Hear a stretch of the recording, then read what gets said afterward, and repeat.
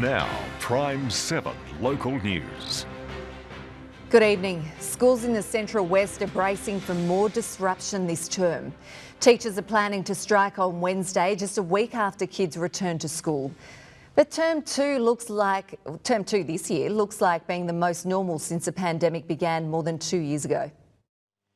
Little ones hopping off for the start of the new term. And for the first time since the pandemic began, COVID wasn't the first point of discussion. Oh, too cold. Too cold, yeah. If he could have worn gumboots, he would have loved it better because jumping in the puddles. While some came prepared. It was very cold. We went and got some hot chockies first and started our day like that. This term, though, does mark a new COVID chapter for public schools across the region. We now see that the isolation restriction around close contacts has been eased, so there are some conditions there now where we can see students and staff back on site. This means face-to-face learning and other enjoyable parts of being at school. Back to planning excursions, events, sporting events, representative things like debating and chess. Under the state government's COVID Smart Winter Plan, staff and students must notify the school that they are a household contact and do the following for the next 5 days. Test negative on a rapid antigen test each day before school, wear a face covering indoors for staff and secondary students, while it is strongly recommended for lower school kids. It's great. It's really great. Yeah, I think they should be able to come back.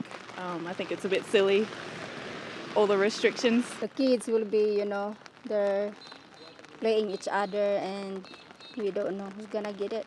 And while the easing of close contact rules is welcoming news for the education workforce, next Wednesday we'll see minimal supervision at some local schools after the New South Wales Teacher Federation announced they will proceed with strike action, calling for better wages. They've got a job to do and it's not always the easiest.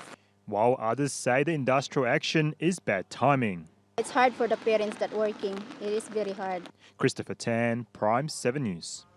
And with the return of term two comes the return of school zones. That means you will need to slow down to 40 k's from 8 a.m. to 9:30 a.m.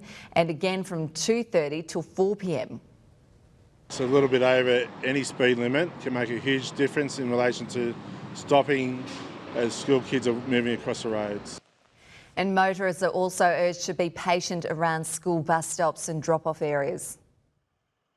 We really hope that everyone monitors your driving behaviour around school buses.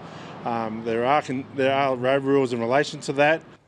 Fines and demerit points also apply, especially speeding or stopping illegally.